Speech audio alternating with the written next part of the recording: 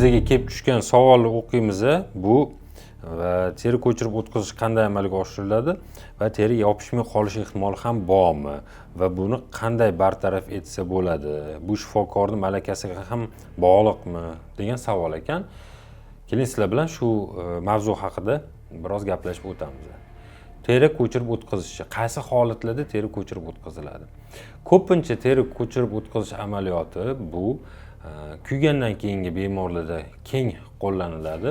Chunki kuygandan keyingi o'zingizlar xabarlar bor, chandiqlar bo'ladi va bu chandiqlar bemor ayniqsa bo'g'im qismlarida, qo'l harakat, tayanch qismlarida bo'ladigan bo'lsa, bular kontrakturalarga olib keladi va kontraktura hisobida u harakat chegaralanib qolishi mumkin. Barmoqlardagimi, bo'g'imlardagimi tayanch harakatlari buziladi.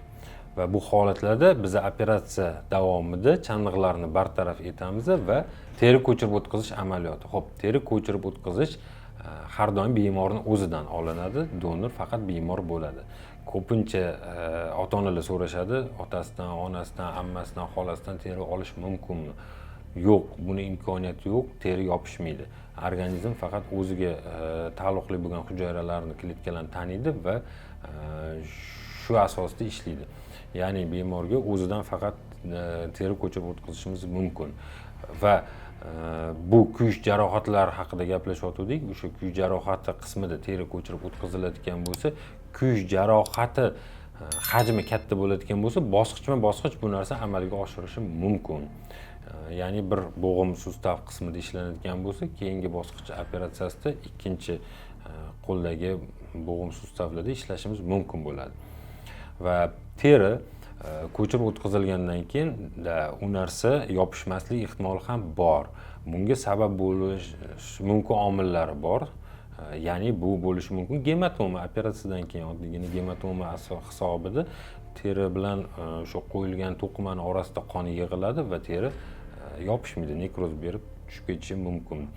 Yoki bemorni harakatini chegaralab qo'yamiz, lekin bemor kichik bolalar bo'ladigan bo'lsa, gapga quloq solmaydigan holatda bo'lsa, bu bizga bergan o'sha cheklovni buzib o'tadi va harakatni amalga oshirganda terilar ishqalanish hisobida teri bilan to'qimani o'rtasida kontakt yaxshi bo'lmaydi va shu sababni teri yopishmasligi mumkin. Yana bitta sabablardan biri bu terini tayyorlash, ya'ni donor sifatida olingan teri shundoqqina jarohat joyiga yopilmaydi. Buni oldindan o'ziga yarasha tayyorgarlik ishlari bo'ladi va bu o'sha mukammal tarzda tayyorlanadigan bo'lsa, unda muammo bo'lmaydi. Va shifokorning malakasi haqida so'rashgan ekan, albatta bu shifokorning malakasiga bog'liq.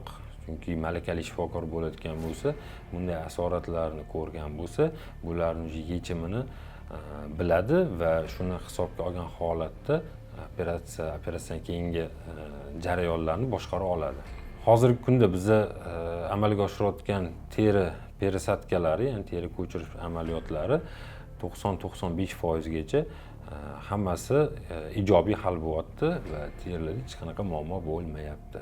Agar o'sha teri ko'chirib o'tkazilgandan keyin odatda bizda birinchi perevazka bu 4-5 kunlarga bo'ladi va shu kunlarda ochilganda agar boya sanab o'tgandek muammolar bo'ladigan bo'lsa, gematoma yoki choklar sitilishi yoki shunga o'xshash holat bo'ladigan bo'lsa, buni da perevazka bog'lov jarayonida bularni to'g'irlab ketsa bo'ladi.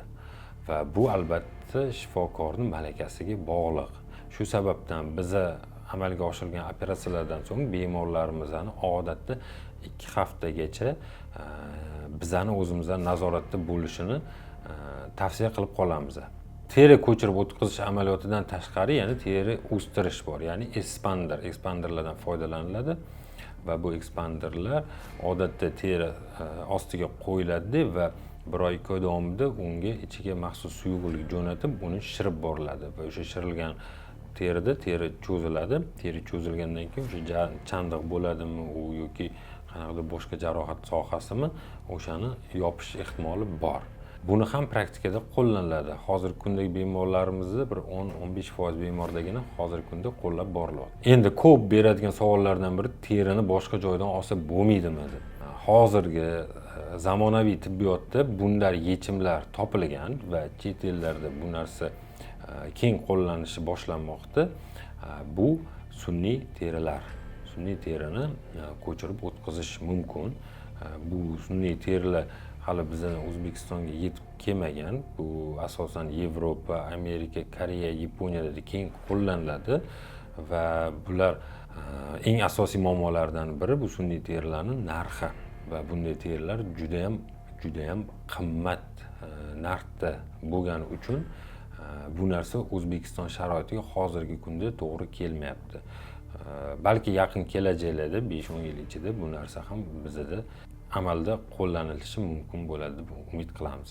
Teri ko'chirib o'tkazilgandan so'ng albatta bemorlarimizga biz tavsiya sifatida aytamizki, harakatlarni chegaralash, ya'ni bu agar qo'l oyoqda bo'ladigan bo'lsa, biz bilan go'da gipslardan foydalanishimiz mumkin. Maxsus gipslar bu oddiy gipslardan farqi yengil bo'ladi va ancha bemorga diskomfort tug'dirmaydi.